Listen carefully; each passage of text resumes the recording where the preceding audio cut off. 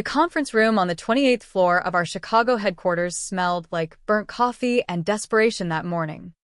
Ethan Brooks leaned over the long oak table, his ties slightly loosened, eyes fixed on the projector screen where red lines snaked through a map of Pacific shipping lanes. Scenario D isn't hypothetical, he said, voice steady, but carrying that edge I'd come to recognize after 3 years working beside him. One major maritime API vendor fails during peak routing hours, and the whole chain locks up. Containers idle at ports from Long Beach to Newark. Customs manifests desync. Clients start bleeding penalties before we even know what's wrong. Victor Lang, our new CFO hired 6 months earlier from a flashy consulting firm, sat back in his leather chair. His cufflinks caught the fluorescent light, and that perpetual half-smile played on his lips, the kind that said he already knew better than everyone else in the room. Come on, Ethan. We've consolidated 3 vendors this quarter alone. Cost variance is down 18%. The board loves the numbers. You're talking about some perfect storm that lives in spreadsheets. A few people chuckled nervously.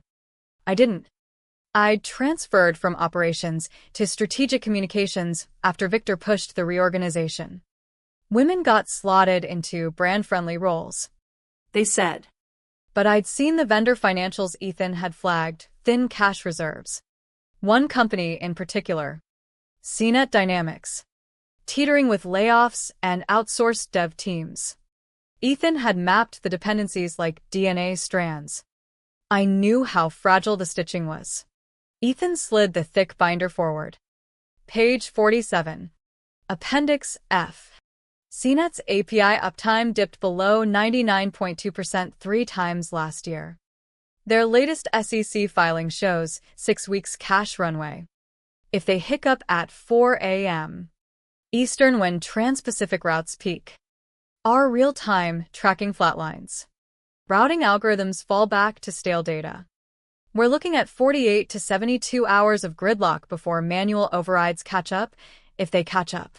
Victor tapped the binder dismissively. Panic sells insurance, not confidence. We're in the confidence business, folks. The room laughed again. Louder this time. Ethan didn't flinch. He just looked at Victor the way you'd watch someone juggle live wires. I felt the air thicken. That meeting marked the beginning of the end. By the end of the week, Victor had Ethan's risk function merged under compliance finance. Lance Harper, a young analyst fresh from another firm, took the interim lead. Lance wore trendy sneakers to meetings and once called probabilistic modeling spreadsheet Sudoku. Ethan's access to vendor dashboards was suspended, pending review. His budget took a 22% cut. 2 junior analysts were reassigned. I caught Ethan in the copy room a few days later, running off color-coded escalation maps on the last decent printer. They'll call it overkill until the ports clog, he said quietly. Toner smudge on his sleeve. No bitterness. Just that clinical certainty. He handed me a folded sticky note later, for lines. Vendor ID. Timestamp. A short code snippet proving the weak link. Proof, he murmured. I should have pushed harder. But the writing was on the wall. Victor wanted pretty dashboards and EBITDA growth, not choke points. Ethan's termination letter arrived in a sealed envelope. Structural realignment. No acknowledgement of his tenure or the protocols he'd authored. He read it once, folded it neatly, and tucked it into his if this, then that binder. The next day, he packed a single box, notebooks, a framed quote about planning for failure, and a USB drive. In the parking garage, he paused, looked back at the glass tower, and said, "It's never one mistake that kills a company. It's the egos that tune out the alarms." He uploaded the final Q2 risk register before leaving. Appendix F detailing Scenario D in precise terms. Per protocol, he sent a signed copy to our underwriter at Havley Mutual, noting the primary mitigation owner himself would be discontinued July 1st with protocols incomplete. The return receipt timestamped at 3:47 p.m. sat in their portal like a quiet landmine. Most people never knew that clause existed. Ethan had helped write it years earlier. After he left, Victor accelerated vendor switches. 3 API partners gone in weeks, replaced by cheaper options with thinner redundancy. System pings lagged. Container location updates dropped more frequently. I still had that sticky note in my drawer. A small gear emoji from Ethan on LinkedIn, the only sign he was watching from his new consulting side gig. The vibe in the office shifted, forced optimism on Slack. Motivational quotes about letting weak parts fall away. But weak parts were what held the machine together. Scenario D didn't need drama. It needed time. And time was running out. 3 weeks after Ethan's exit, the first cracks appeared quietly. Not headlines or lawsuits yet, just the procedural rot you notice only if you've been close enough to smell the servers overheating. Victor's reorg memo landed with his signature corporate poetry, risk and continuity now aligned, under strategic compliance finance.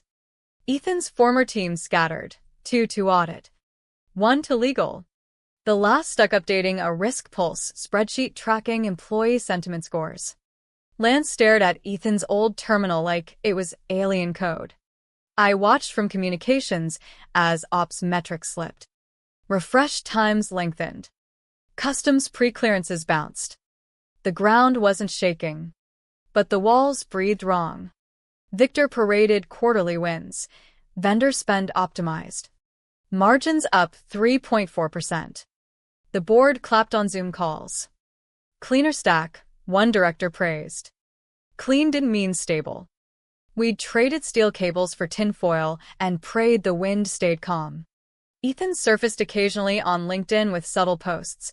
Redundancy is a bloat. It's the brake that keeps everything running. No selfies. No bitterness. Just quiet nudges. I sent a wave emoji once. He replied with a gear. He was listening to the radio chatter from the plane he'd once piloted, hearing the pitch change. Inside Apex Global Logistics, Lance delivered pep talks about democratizing risk. Translation: we'd fired the experts and were now guessing. Colleagues whispered in the break room. One night, I pulled the old risk register from the archive. Appendix F read like prophecy. I closed it fast. Heart pounding. The flicker came at 4:12 a.m. Eastern. The Maritime Tracking API handling synchronized location updates from Pacific-linked ports began partial failures. Retries stacked uselessly. By 4:27, the vendor status page flipped to investigating. 6 hours passed before they admitted it wasn't localized. By then, the damage was irreversible. West Coast teams woke to chaos. Routing algorithms defaulted to outdated maps. Shipments diverted to closed ports. Manifests failed mid-sync at customs. Thousands of containers sat unverified across 17 hubs, dead in the water in freight terms. The first client call hit at 7:21 a.m. A European auto parts maker whose battery modules were now rerouted to Montreal instead of Georgia. Then pharmaceuticals, temperature-controlled vaccines stuck in Houston customs. Legal received 5 SLA breach notices worth 6 figures each by 8:32. Slack exploded with screenshots of scrambled data. Ports logged congestion alerts. A freight consortium demanded clarification. Executives from 3 continents dialed in. PR drafted reactive tweets. Finance triaged exposure. By hour 5, someone asked about business interruption insurance. That's when Victor froze. He asked legal to pull the policy and the latest risk register. Legal returned pale. Scenario D, they said flatly. Described almost exactly vendor API outage. Maritime Cascade. Primary mitigation owner, Ethan Brooks.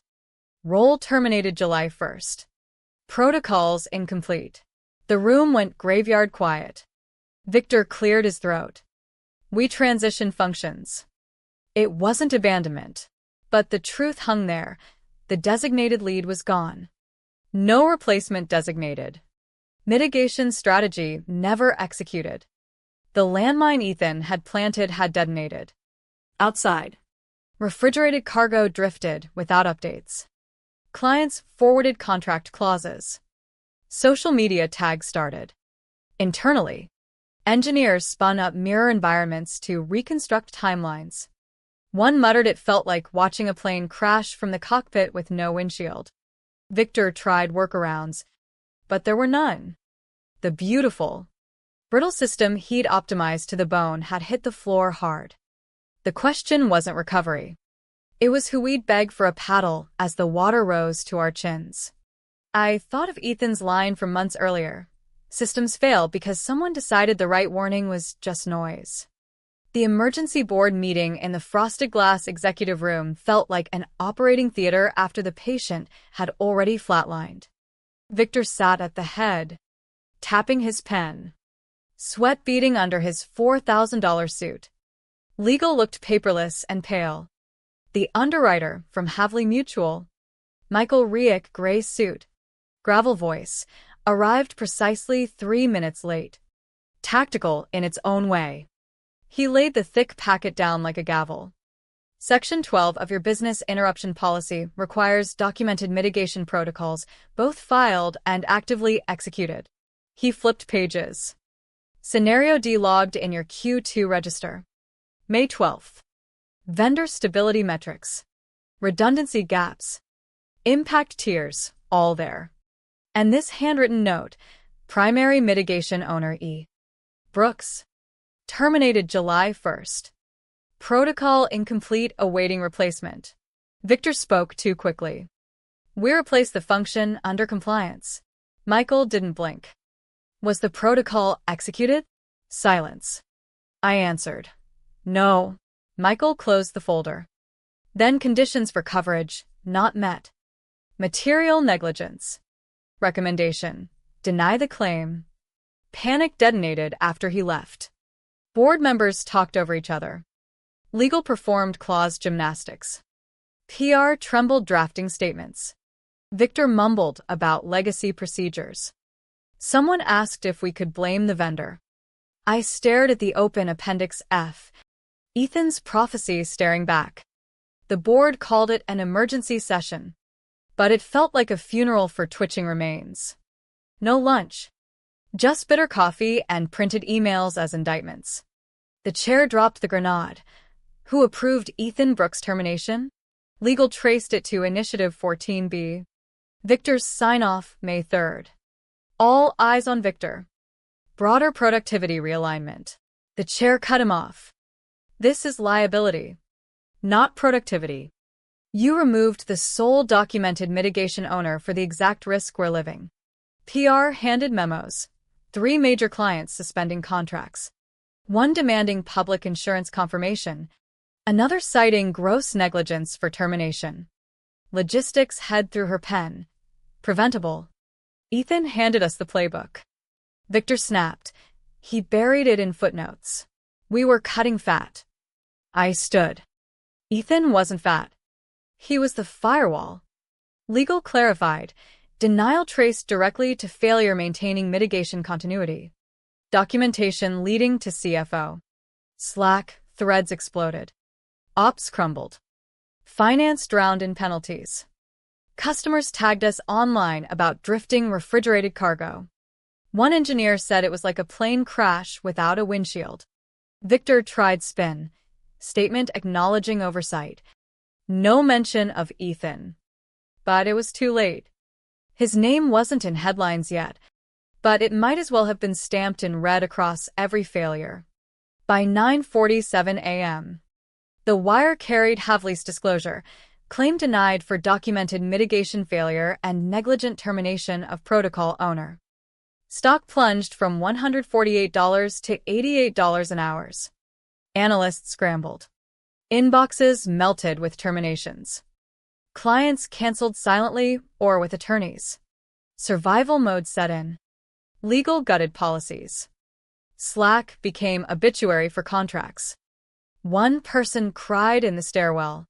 The final boardroom session was quieter than a morgue. No phones. Thick air. Overhead lights humming. Michael Reich stood again. Folder in hand. You documented the risk.